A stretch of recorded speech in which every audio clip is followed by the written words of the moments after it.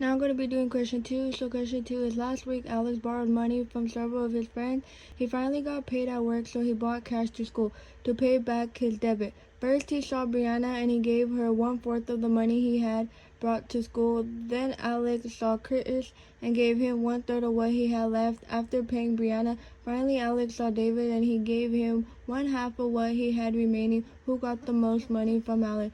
Solve problem. You can work forward. Assume Alex has some specific amount of money when he showed up at school. Say 100, then figure out how much he gives to each person, or you can work backwards. Suppose he has some specific amount of money left at the end, like 10. Since he gave Chris half of what he had left, that means he had 20 before he ran into Chris. Now work backwards and figure out how much each person got.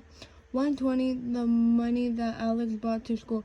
First thing we need to do is make up a number that represents the money that Alex brought to school. In this case, I chose 120. Now the first clue tells us that 1/4 of this money went to Brianna. So we need to calculate 1/4 of 120, which is going to be equal to 30.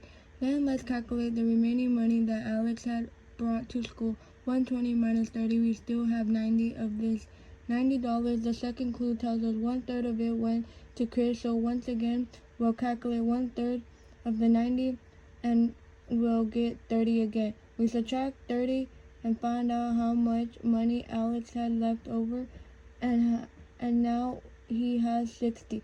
Final clue tells us that 120 of the $60 went to David, so we calculate 120 of 60. Once again, we get 30. If we compare the numbers, we see that Brianna, David, and Chris received same amount of money.